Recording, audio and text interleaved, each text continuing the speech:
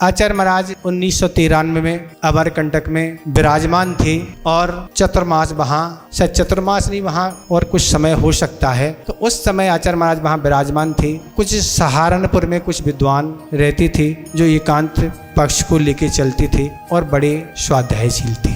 प्रतिदिन वह स्वाध्याय करते थे और स्वाध्याय करते करते उन्हें स्वाध्याय में कुछ जिज्ञासाएं एकत्रित कर ली थी और सोचते थे कि आचार्य महाराज के पास अपन कभी चलेंगे, पर वह आचार्य महाराज को मानते थे और आचार्य महाराज के पास चलेंगे तो इन सारी शंकाओं का वहाँ समाधान करेंगे। सारे विद्वान सहारनपुर से चलते हुए अमरकंटक आए। दोपहर का समय था। आचार्य महाराज उस समय सामयिक कर रहे थे।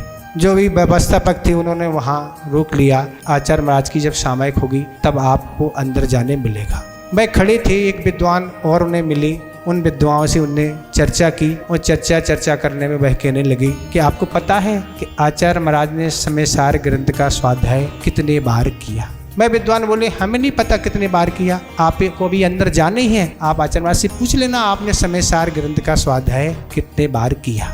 और उनके चेहरे आदि से बहुत गर्व झलक रहा था कि हम बहुत बड़े स्वाध्यायशील हैं। और वह कह रहे थे उन विद्वान से कि हमने 108 बार समयसार का स्वाध्याय किया है। जब आचार्य महाराज का सामयिक काल समय पूर्ण हुआ, वह जैसे विद्वान जो सहारनपुर से पधारे और आचार्य महाराज को नमस्ते करके बैठ गए। जो भी उनकी जिज्ञासाएं थीं उन पर चर्चा हुई। आचार्य महाराज ने सारी जिज्ञासा का समाधान कर दिया, वह संतुष्ट हो गए। अंत में उन्होंने यही प्रश्न रखा, आचार्य महाराज आपने समयसार ग्रंथ का कितने बार स्वाध्याय किया है।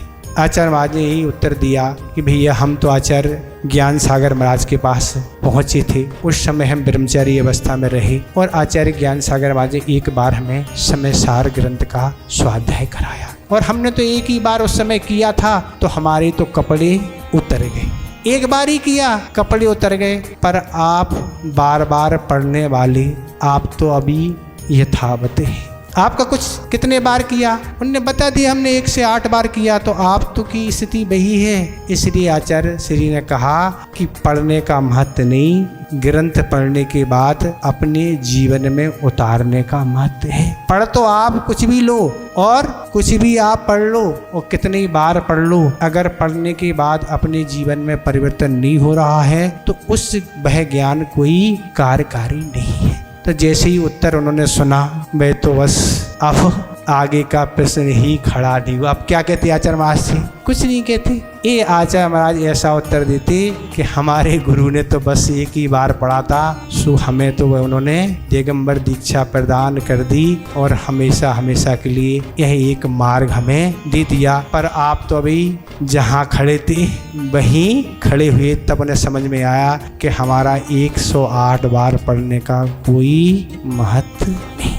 आचार्य ज्ञान सागर जी यही करते थे कि स्वाध्याय वही ठीक है, जो स्वाध्याय आचरण में ढल गया वही स्वाध्याय कार्यकारी है। जो स्वाध्याय आचरण में नहीं आ रहा है उसका कोई महत्व नहीं है।